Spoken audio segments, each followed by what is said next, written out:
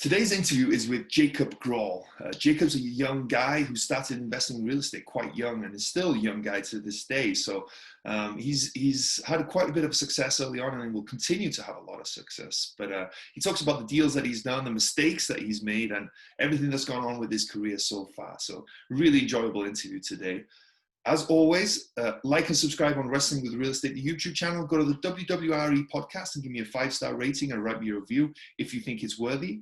And I'm looking to speak to as many of you as possible. If you're interested in real estate, I'd love to speak to you. In whatever aspect of real estate that you're interested in, I would love to try and help you. So there's going to be a link in the description down below, or you can go to wrestlingwithrealestate.com and sign up there, and we can jump on a call and just have a conversation about real estate, something that I love.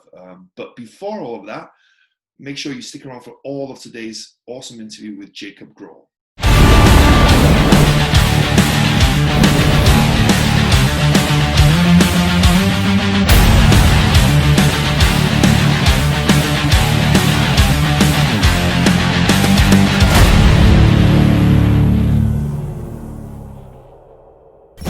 Hello and welcome to Wrestling with Real Estate, where we look to chokeslam all your real estate problems. I'm your host, former WWE wrestler and now Cirque du Soleil performer, and of course, multifamily real estate investor, Barri Griffiths. Now today we have Jacob with us. What's up, Jacob? Hey man, how's it going? Good, man. Sorry, I mispronounced your name for a second there. How do we pronounce your second name? Jacob Graul. Graul. Okay, yeah. Jacob Graul. Anyone who's watched a few of these episodes know I'm terrible at pronouncing names, and you think I'd be a little better because people mispronounce my name all the time. So Jacob Graul, what's up, man? How you doing? I'm so happy you're here today. You look nice and comfortable for the people that can watch it on the video at home. Yeah, man, I appreciate being on the show, man. I'm looking forward to it. Absolutely. Awesome. Well, before we dive into the conversation, and which is going to be a good one, I told you that already. Can you give us a little bit about your background, your current focus, and kind of what you're up to? Yeah, so my name's Jacob. I'm 27 years old. I kind of got in real estate about 3 or 4 years ago when I kind of got an idea on how you can use it as a tool, especially when you're born in a certain demographic. Your future seems to be plotted for you. Well, that's not always the case. You know, you can take certain actions and do certain things to turn that around. So I got into real estate and to put my head down on the grindstone, baby, and I had to look back. I'm straightforward. I'm focused. I'm awesome. Here. That's awesome. I love that you said that as well. It blew my mind at one point when I realized that we all have control over our own lives, right? I talk about this quite often, and people might be sick of me preaching it a little bit, but I think it's so amazing that we have control of your life. Whatever you want your life to look like, for the most part, you're able to create that, sculpt it, mold it, make it into whatever you want, right? You want to work 20 hours a day, you can do that. You want to work 1 hour a day, you can create that, right?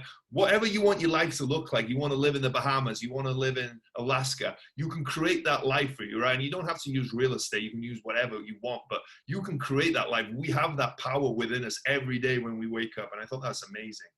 That's right, man. And the only difference is when you're chasing that goal and things go sideways and you're staring at adversity, you got to keep pushing, man. You can't stop. Just because the train has left the tracks, man, you got to pick that thing back up and keep going, man. Because you stop and you stay unfocused, you know, you're going to let the world talk you down and crush you because everything's working against you. You just got to keep pushing, man. That's where I'm at on that. I love that. That's awesome. So you got into real estate pretty young, really, right? At around 24, 23, 24, whatever you were. Yeah, around 23 years old, yeah. Yeah, that's really young, right? For most people, it seems like you got an old head on young shoulders, to be fair. But, I know at 23, I wasn't thinking about real estate for sure. It wasn't that I was getting drunk all over the place or anything like that, but I didn't have that focus. What do you think caused that focus for you and that interest in real estate? Well, growing up, I kind of made a lot of choices that weren't actually good. I had a lot of things working against me. My future, if I would have drawn it out at about 18 years old, it really wouldn't look like it does today. But I went on some military duty. I went overseas, and I stayed focused on goal setting and setting goals and financial freedom and all that kind of stuff. And one thing led to another, man, and I found myself in a position where I was doing a lot of real estate learning. I read Robert Kiyosaki's book on help Rich me Dad, out now. Poor Dad. Yeah, Rich Dad, Poor Dad. And I said, man, both of these guys are rich, but one of them's richer, and I want to be the richer one, you know. So I really learned early on that it can be used as a tool, and I surrounded myself from that point with people that had made those decisions and choices, and I kind of wanted my life to go in that direction. That's interesting. Yeah, that's really smart of you. But how did you manage to do that, right? To surround it. We all want to be, what's the saying? You are the sum of the 5 people you surround yourself, right? Your network is your net worth, all that stuff. And it's true, completely true. I really believe in it. But how were you able to surround yourself with these people if you weren't originally? Because it's not that easy, right? I'll surround myself with successful real estate people, right? It's not like they're hanging off the tree every corner, right? There's plenty of them, but they're not that easy to find. So how were you able to do that? Well, I tell you, it wasn't by walking up and saying, hey, I want you to be my mentor, and then saying, yeah, I'll just be your mentor, and that was it. Now, when you get on the grind and they see that, people want to help you, man. When they see you working hard at something, they want to be part of it. Most of the time, the ones that's made it and the ones that see your path, and they want to give you advice and tell you what they've done and the mistakes that they've made, you know, because I think behind most successful people is a successful mentor. You know, you probably had mentors along the way with your careers in the past, so I'm sure you can relate to that. But it didn't start by you walking up and asking them, hey, they just saw you working. They saw you grinding, and they wanted to be part of that. Yeah. I think it's like you said, it's not going on Bigger Pockets and saying, hey, I need a mentor. Who's going to mentor me? That's a terrible way to do it, you know. And people don't know. They don't do that intentionally to be like to be an a-hole or anything like that, right? It's just you don't. No. You've got to think about it and understand it a little bit. But if they see you buy a property that had the whole subfloor rotted out, you take a chainsaw, cut every floor joist out, the whole entire thing, redo the whole floor system. And if that house rents out and cash flows like crazy, man, they want to be part of it. They're like, man, you're nuts. I'm like, heck yeah, I'm nuts. Come join me, man. It just goes from there. I mean, I just think that if you want to surround yourself with people, you got to start striding. You got to start taking steps, and then they get right on board with you. Yeah. And it's so true what you say, right? You know, most successful people, they all had mentors, and those who don't, they say they wish or they did or they had started early. That's one I hear all the time from people, is that I would have got a mentor much earlier, because it's a few things, right? One, you have someone watching over your shoulder, right? Making sure you're not making the mistakes, but also they've made mistakes that you don't have to make. You can use their experience, right? They make tons of mistakes, right? Someone who's experienced in real estate, they make tons of mistakes. That's how you get to be successful. But you don't have to make those mistakes if you have a mentor, and you can pay for one, or but that's not always the case, right? If you, like you said, if you're a go-getter and a hard worker like you are, Jacob, you know, people want to be around that, right? Because as well, successful people in real estate, I'm sure you found out, they're good people. Right? If you're successful, they're willing to give and help, because usually they've had help along the way themselves, right? And if you know a person that works hard and is doing all this stuff that other people aren't, right? You take a chainsaw and cut out all the floor joists and do all that work yourself. Like, that's amazing to be able to do that, and not only technically being able to do it, but being willing to do it. It is amazing. So I think that's really cool that you shared that that mentor thing, and I think it's something that everyone can learn from. I think I kind of had, as a young man, younger obviously, I had a mentor. Actually, like I said, I was living a life of just total chaos and just spiraling out of control, and I started, the short of it, I started working on a chicken farm, and you know, you think, oh, just picking up dead chickens, man. I'm telling you what, you can learn a lot of things from a lot of people, and he's still my mentor today, and I would do anything in the world for him, and just thinking and thank God for the opportunities that he gave me, because really, you know, if I wouldn't be where I'm at today if it wasn't for him, you know. So you also find, you know, mentors in different places, you know. So It doesn't have to be a landlord with 200 properties, you know. It could be a guy that drives a tour bus. Yeah, absolutely, because everyone's got something to teach you. I think I firmly believe in that. But why real estate, right? So you said, you know, you kind of turned your life around and you had a different trajectory, and you kind of was able to do that. Why real estate of all things, right? You could have started your own business, could have invested in Bitcoin, you know, done all this other stuff. Why real estate? Man, I like to put my hands on it. I just like to put my hands on it. You can go.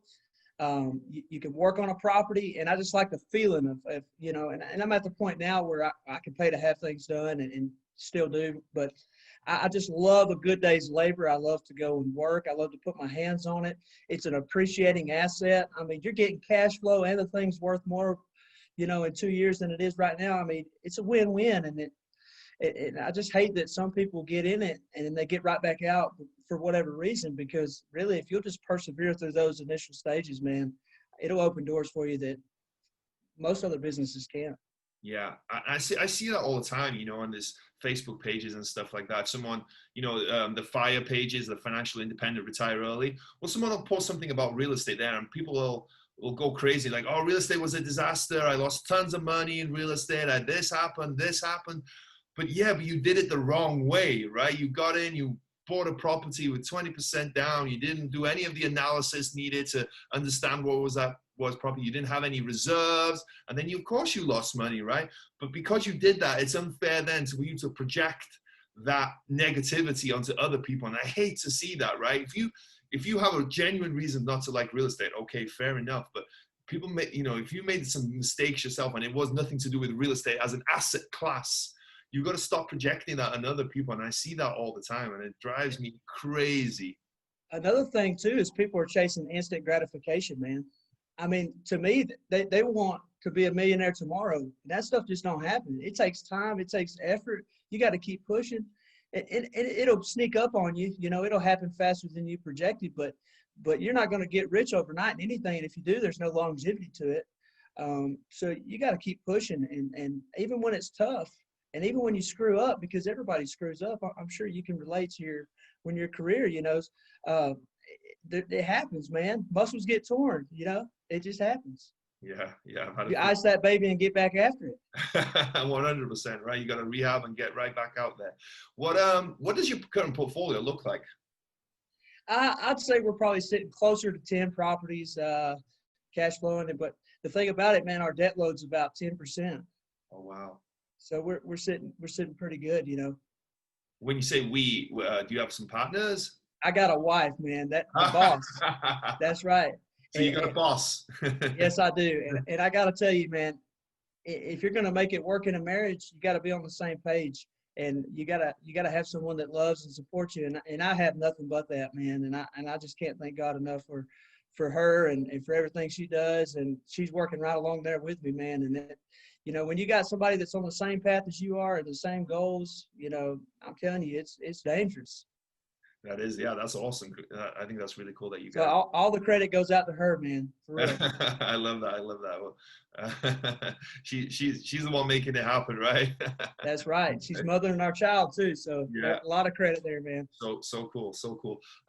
Maybe talk a little bit about that for a second. Is like, how did you approach her about real estate? How does that conversation go? And how did you have to do anything to get her on board? Because I know a lot of couples, they have that's an issue. One, either the guy or the girl, whatever it is, one of them loves real estate and wants to invest in real estate, go gung-ho, and the other one is like, no, this is risky. Let's not do that. Let's save our money, blah, blah, blah. Did you have any of those conversations? Did your wife have, any of those reservations?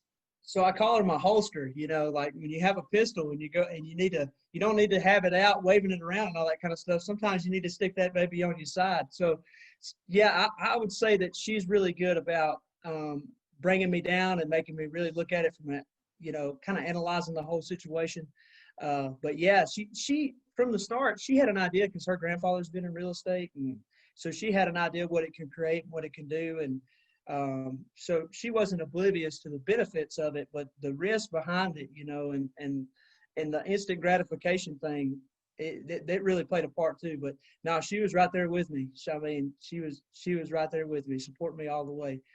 And one of the ones we bidded on together, we were on the site bidding on a foreclosure, and I was on some military duty, and she was placing the bids, and we had a price, set, and we weren't going to go above it. She texted me, she said, I went 1,000 above bid. And I was like, my girl.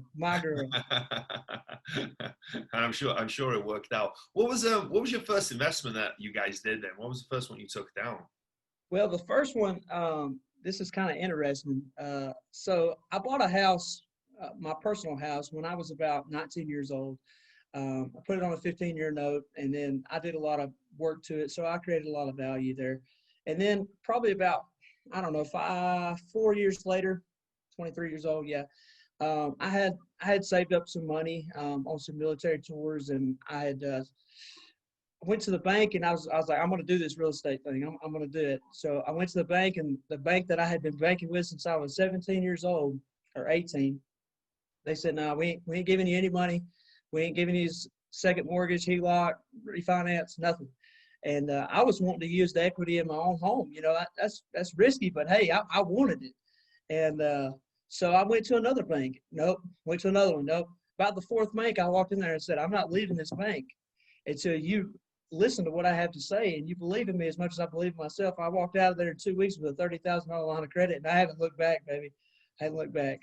Wow. So that first deal, what? How much? You said you did a lot of work. What did you get? Was that a foreclosure as well? And what kind of work did you do with it? Man, this is crazy. So this was 20 acres, okay, and the demographics of where I stay is a little bit lower on the side. On this 20 acres, there was 2 mobile homes and a dilapidated house, and it was an occupied property. And to say that it was occupied by outstanding citizens wouldn't exactly be the truth. So. There was constant investigations of meth labs and a lot of threats when I went out to the property because they were occupying it and I had bought it. So I had to go through the steps to eject them off the property, you know. And so after about the 4th time I went out there, I had some help, not to say too much, but I had some law enforcement that had got involved with the situation. But it was a civil matter, but the criminal activity that was going on the property was pretty serious. So eventually, about 3 months later, they got off the property, and it was a whirlwind. And I had to go sleep at my parents' house because they knew where I lived, and they were driving by my house in the middle of the night. Yeah, stopping in the middle of the road. I mean, it was crazy. It was crazy. But I wanted something. I wanted it. And nothing was going to stop me. Nothing was going to slow me down. I mean, if they had thrown rocks, baby, I was ready. I was going to catch them and put them in my pocket. You know what I'm saying? I was ready for it. So they got out of the property, and then all I did, I started writing letters and stick them in the neighbor's mailbox. I'm like, hey, I bought this property. If you'd be interested, let me know. I was just wanting to sell it, make a quick profit, and go on to the next one. I didn't really know what I was doing at all.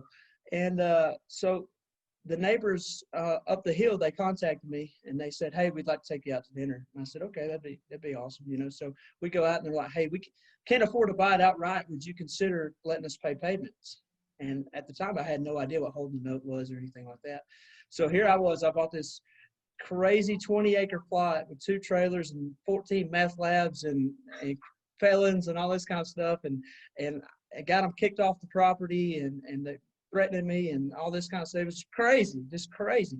And then here I am, I'm like, okay, I can get monthly payments and cash flow on this thing. And then after a certain amount of years, it'll be paid off. And then the rest would just be gravy. So I thought about it and talked to my wife about it. And the people were great people still to this day, amazing people. And so we agreed to do it.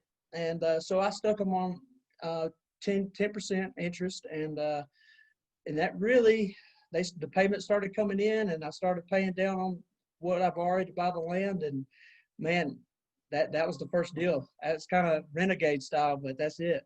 Wow, what a first deal. Most people, their first deal is pretty like straightforward, boring, nothing spectacular.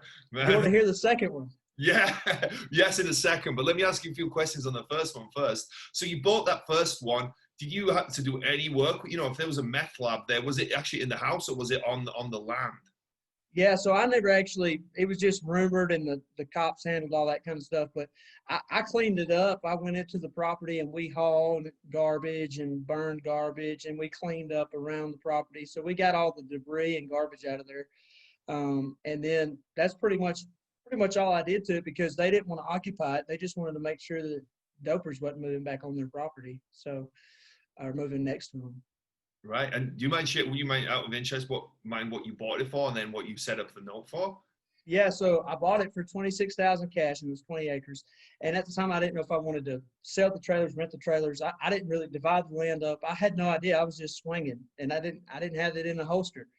And, so then I decided, I'd just sell the whole lot. So I sold it to them for $42,000 on 10% interest. So their payments are around like $580, and that's been about what 4 years ago. So we're in the green now. So, and they got about 7 more years payments. Wow, that's a great deal. And you don't have, after that point, as long as they keep paying, you don't have to do anything, right? Just enjoy that money coming in, that mailbox money, the bank money, right? That's awesome. And that's where it comes, baby, right in the mailbox. What about your second deal then? I'm interested. You piqued my interest with that one. What was that all? Yeah, so I promise that eventually I get into a rhythm and I start just sticking to a strategy. But again, man, I just when I see an opportunity, I just head it on. So I've been mowing my neighbor's yard ever since I moved there. I've been taking care of an elderly couple, and they had some land. And down the road from their house, they had a lot that used to have a mobile home on it. And so it had the septic and the utilities and all that kind of stuff. So I went and talked to them and I said, hey, I'd like to buy that piece of property and, put something on it. And they're like, yeah, absolutely. So I got a bonus in the military. I spent my whole entire bonus buying that lot. And I was like, okay, I got this lot. I've got no money and I got to figure out what I'm going to do with it, So I start looking for mobile homes. And I'm going to move this mobile home. I'm going to fix it up, and I'm going to rent the baby out, And long story short, I find one, and it was another situation where somebody had occupied it. It wasn't exactly doing the right thing. So it was a disaster. And I went in, and they're like, hey, we want $3,500 for this, trailer. And I said, for one, I ain't got $35, and for two, that thing ain't worth $35. So even $3,500, So I ended up getting it for about, I think I gave $800 to $1,000 for the trailer, and then I paid to have it moved. So I was sitting at about $3,500, and this thing was rough. So I just elbow grease, man. I went in, and where the floors rotted, I ripped it up and started cutting the floor joists and redoing the floor system. I did all the painting. I mean, this was my first go at actually a piece of property, a house, or a trailer. The rest was just raw land. So like I said, I was just swinging. And I did all the work myself. And then I got some renters, and this has been 3 years ago. I fixed it up really nice. I mean, really, really nice. And put new flooring all in it, painted it, put a tin roof on it, and moved the people in. They've started getting Section 8 housing, and it brings $650 a month, and that's been 3 or 4 years ago on a $3,500 investment. So wow, now that's a good return, huh? I wish I could get them all like that, but it don't happen. But yeah, it was a blessing, and it came at a price. It came at sacrifice, a lot of work. I mean, most people wouldn't have gave $100 for that, but I saw potential, and I saw what it could be. And that's the thing. Sometimes you got to take something that where everybody else is just looking at it with a vague view, and you got to shape your mindset. You got to say, okay, I see the potential in this and the opportunity that it presents, and I'm gonna head this thing on. I'm gonna tackle it. So here we are. I love your attitude, man. If anyone can take anything away from this, is your phenomenal attitude, man. I think it's so cool. If anybody can take anything away from any of this, it's that it doesn't matter where you come from. It doesn't matter your demographics. If you put the work in, anything is achievable. Life presents opportunity, but it doesn't present easy opportunity. You've got to persevere, and there ain't no doubt about it. You've got to find strength in suffering. When the suffering comes your way, there's no other option to just take it, head it in, and learn from it, and be what it be, and just keep pushing. Keep pushing. Yeah. What's that saying? There's plenty of opportunity out there, but people don't see it because it's dressed up as overalls and hard work. So people don't want to see it. There's a lot of overalls where I'm at, baby. How do you know? Did you have any prior experience? How do you know how to do all the work on that? Was it YouTube? How did you learn all that? Yeah, so I had really no experience. I'd been working on a farm, so I knew like basic carpentry skills and all that. But as far as how to finish sheetrock and mud it and all that, it was just learned. And it's just taking my time and trying to figure out, the best way of doing it, watching a lot of YouTube videos and calling people that do it for a living, so and just pushing. I mean, that's all it is, trial and error at that point. That young in age, I had the opportunity. The benefit that was working for me was that I could screw up. I had time to, readjust and to make it work. Yeah, that's awesome, man. That's so cool. So after that one, so you bought some land, put a note on that, then bought a trailer, a mobile home, put that on there, and you put a note on that one as well, right? Or was that rent? Right. Do you rent that, or did you put a note on that one as well? Rent that one to Section 8, yeah. Okay, yeah. So you got nearly $1,000 of income between those two. What was next from there then? Where did you go next from there? What was your next investment? So this is where my wife, she was really involved in this one. We found one that was foreclosed in town, and we put a bid in on it, and we got the property. We paid cash for it, and we saved up the money, paid cash for it, and fixed it up. It needed paint and flooring and new light fixtures and all that kind of stuff. But then we were like, okay, what are we going to do with this one? We're going to rent it, owner finance it, and we looked at kind of where it was at and the potential. And we decided to owner finance it and hold the note to it. So we took that property and we did at least a purchase agreement, and we got $6,000 down on the property, and it brings $600 a month, and that's been about 2 or 3 years ago. So it's already 90% paid for. Wow. Why did you guys decide to do that? Why not keep it yourselves? Well, we just saw the benefit in owner financing a piece of property as far as getting your initial investment, a lot of it back. And also we were kind of looking at the area if we thought that there was any high potential that there was going to be appreciation opportunities. And we didn't really feel like that in that particular area that appreciation would be playing a huge factor.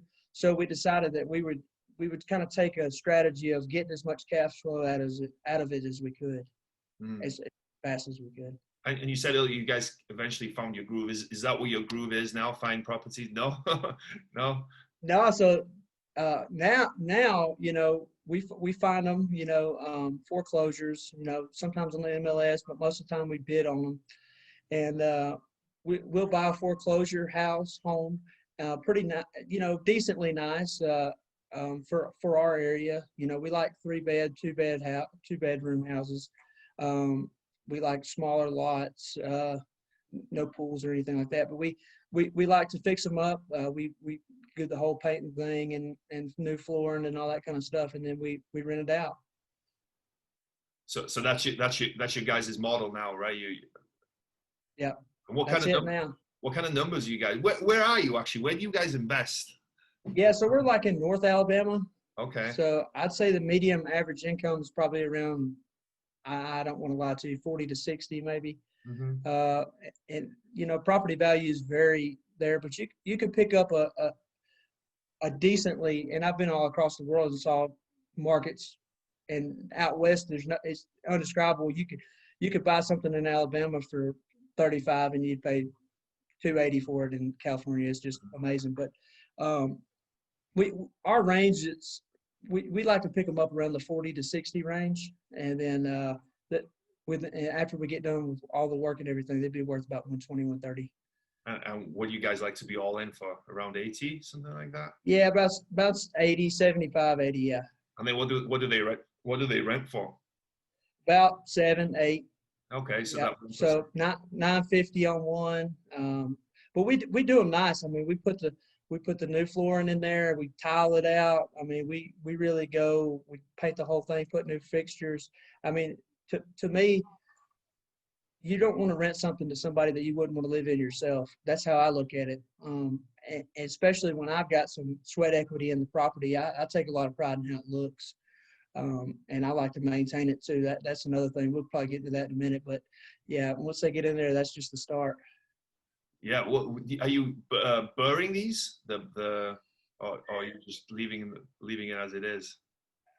So I would say that this strategy is probably pretty unique. So we bought probably like 3 or 4 houses, and then we went to a small local bank. A buddy of mine recommended, and I got a HELOC on them, and I got a line of credit on them, and I pulled the line of credit.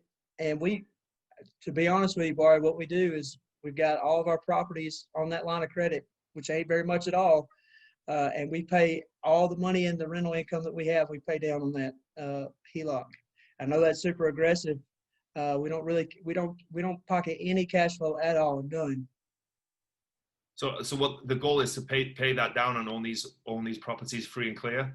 Yeah, well, the goal is to have as much equity as possible to open up our opportunities, and eventually, maybe get into some multifamily, or maybe just, continue to have opportunities to buy single families. So we just decided that the happy medium between kind of where we were at was that we would keep our debt load as low as possible while still gaining ground on this thing. Yeah, but I'm sure you're making good on an average property. What do you think I know you reinvest that cash flow or you pay down that debt, but what do you think your average cash flow is on per property? Man, we're pulling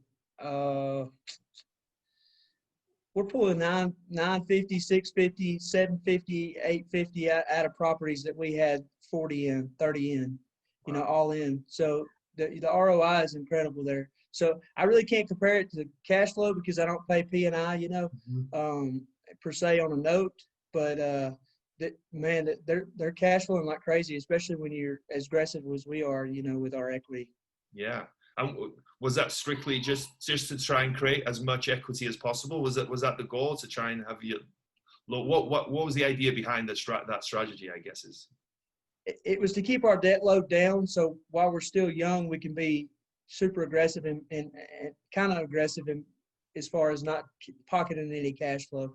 And then eventually we'll find ourselves in a position where we have, 15, 20 properties free and clear, basically. And we're not scared to access that equity. So when opportunity presents itself and we run the numbers and we find a deal, we're not scared to invest it. But as of right now, we're just in a place in our lives where we thought it would be best to just pay down as much debt as possible. Yeah, that's smart. That's smart, man. And there might be some opportunity around the corner, right? Who knows what's happening next? Yeah. So with the work on these, were you doing the work yourself on these properties as well? Yeah, at the beginning I was, and I still play a big part in it because I enjoy it so much. I just enjoy getting out there and getting my hands dirty. But now we've gotten into a position where we hire a guy and he does our maintenance for us, and he does pretty much our remodeling and all that kind of stuff. But I enjoy it so much. Of course, if I've got something else going on, I'll go handle that. But I just enjoy being there, being a part of it, get my hands dirty. Yeah, that was very cool, very cool. Do you manage these properties yourself? Yeah, so my wife does, and is it okay to give a shout out to software? Of course, yeah, absolutely. Okay, I'm not involved in any endorsements or anything, but Buildium, we use Buildium for our properties management, and so far it's been really, really good to us. It really lifted a lot of burdens that we had. When you can pay online and sign leases online and all that kind of stuff, very, very, very helpful. And we did this in order because as we grow and we build, we want to install operating procedures that we can do at a mass level. So how we manage 15, we want to manage 150 that same way. So we got to find ways to do that. Yeah, systems and procedures. Systems, right? Yeah, there you go. So what do you think is next for you? Where do you, like you mentioned it a little bit, what you think, but what do you see the future looking like for you guys? We're just going to keep working and keep, if we find a property, and the numbers make sense, we'll buy it. We'll keep getting the cash flow. But, I could definitely see some opportunities of multifamily in our future, maybe some trailer park opportunities with collecting the lot rent on those. So scaling up, most definitely. I don't have a number in my head of how many properties, but I do want to definitely be able to say that if I got in a pinch, our debt load is low enough that we can manage. Yeah. Yeah, and is the goal to create that financial freedom for you guys, right? Whatever that looks like, is to have that freedom to live whatever life you want, I'm guessing. That's absolutely correct, man. Just to be able to just pour into our son and our family, and just spend time with them and create memories and go on vacations and do things like that. Absolutely. Yeah. Come out to the Dominican Republic. It's beautiful out here. Cool. Well, this show is called Wrestling with Real Estate, so I like to incorporate some of that into the show. So I've got some wrestling. real estate related questions, that even though the first one necessarily isn't that. So what would you, if you had to pick a wrestling name for yourself, what would that be? Man, I'm coming out as the tornado. Launch the sirens, because here he comes. That's right. Just wide open. No caution light, no red light, just green all the way. That's awesome. I love that. You're ripping through these properties like a tornado, making them better, for the better. Making them better. Yeah. And Barry, I want to say this too. We have a vision. We talk about where we want to go and all this, but I'm big on improving communities.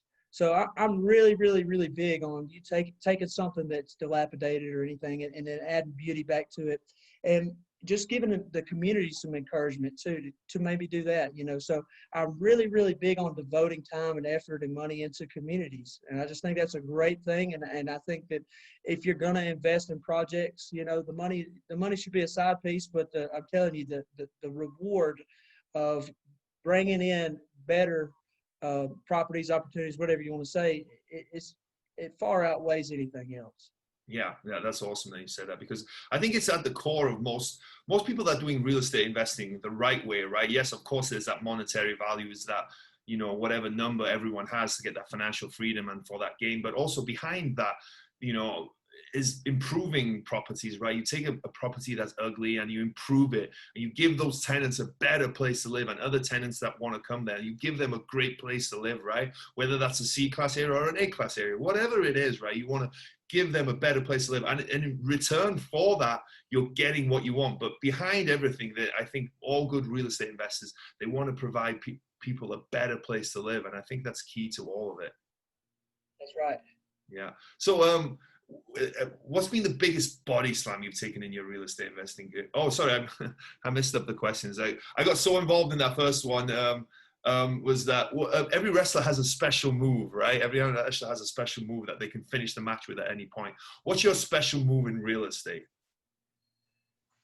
If you had to pick, I would say it's the networking and creating relationships with people, whether it's your banker, your tenants, your insurance man, your business partners, whatever it is. I would say really creating good relationships with people and just being genuine, just being genuine. And I don't know how much being genuine will win you in a WWE match or whatever, but I'm telling you, just be true to your word and mean what you say and say what you mean, and try to really create good relationships with people along the way.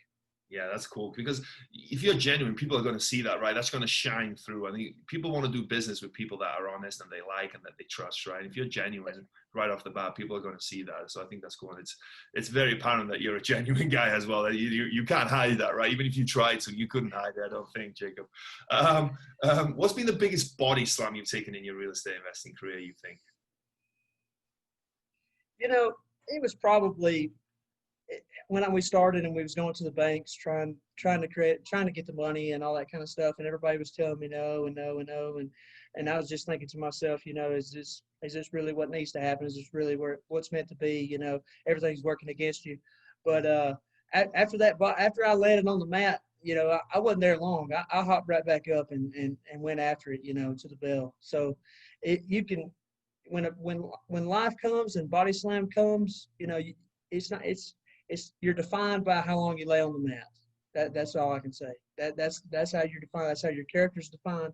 You can lay there until the bell rings, or you can get your butt up and you can fight it out. Because if you keep pushing, like I've said before, if you keep pushing, I promise things will start working your way. Am I wrong? No, you're so right. You're so right. It's you decide who you are, right?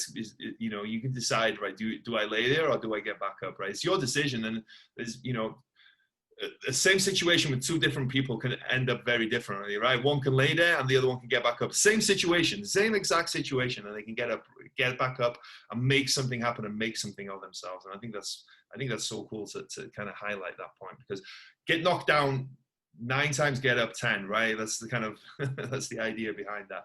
What and I appreciate you sharing that. So was there a moment that you were standing on the top rope getting ready to jump, but you were too scared? What was it, and how did you overcome it? as far as real estate goes, I can't think about it. I had a goal, I had a vision, I had a dream, I knew what I wanted, and really I was just a tidal wave coming in, because when I make my mind up to do something, there's nothing that can slow me down. But there's been a lot of times that in life, that I've found myself contemplating, different things, and especially when you put yourself in bad situations and you want to get out of those situations. You could start steering on the right path, but there comes a moment of hesitation, because you're starting to venture out in territory that you've never been in before. And so you could get worried, scared, or whatever like that. So I would say, really, when I got focused on saying, okay, this isn't the Jacob that I want to be anymore. I've really got to shift this thing around and turn this thing around. There was some moments of hesitation there, but after I surpassed that, I'm telling you, man, it's good. It's all good. Yeah, that's awesome, man. Well, I'm glad you changed the trajectory of your life, and it's obviously going in a phenomenal direction. You're going to the moon, man. I can see it for sure. That's so cool. Well, hey, man, thank you so much for making the time today to do this interview and to talk to us today. It's been really cool to talk to you, to hear about, those first deals where you started out, which were crazy, right? Especially that first one, man. It's just nuts. That's not how you want your first ever deal to go, right? Maybe your 100th, you can handle it at that point, but your first deal goes like that just tests you. But it's awesome that you kept on going, right? You're that tornado that keeps going, and I love that. To where you are now and what's coming next for you, I think it's just big things from here for sure. So I appreciate you being on the show. But before we go, can you tell us a little, for anyone who wants to reach out to you, where can they find you? Where can they get in touch with you? Yeah, so I'm in the process of creating a podcast, and I'm hoping to get that thing published maybe in the first of the year. But I'm on YouTube as Major Coins with a Z at the end. And then you can find me. You can email me on majorcoinsofficial@gmail.com. I'm on Facebook, Jacob Graul, and Instagram, Twitter, all that kind of stuff. So Jacob Graul. Cool, Jacob Graul. I'll include all that in the description and the show notes so everyone can find you. Awesome, man. Thank you so much, man. It's an absolute pleasure meeting you and talking to you. Thank you so much for making the time. Yeah, man. I appreciate it, and thank you.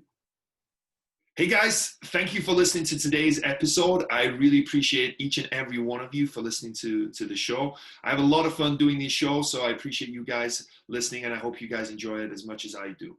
As always, will you please like and subscribe on Wrestling with Real Estate? It really helps me grow this channel and get better guests. And also, more importantly, if you can go on the podcast and give me a 5-star rating and write me a great review. People really look at that when they look at the show and they consider being a guest. So the more I can grow the show, the better I guess I can get on the show, and the more quality I can provide for you guys. So I would really, really appreciate it. And I've set a goal of reaching 100 5-star ratings and 100 great reviews. So if you guys can go on there, it would take you maybe 5 minutes total. I would really appreciate that. And then if you've done, reach out to me so I can thank you personally for doing that. But yeah, again, thank you for sticking around for the show, and thank you for being a listener to my show. I really appreciate each and every one of you.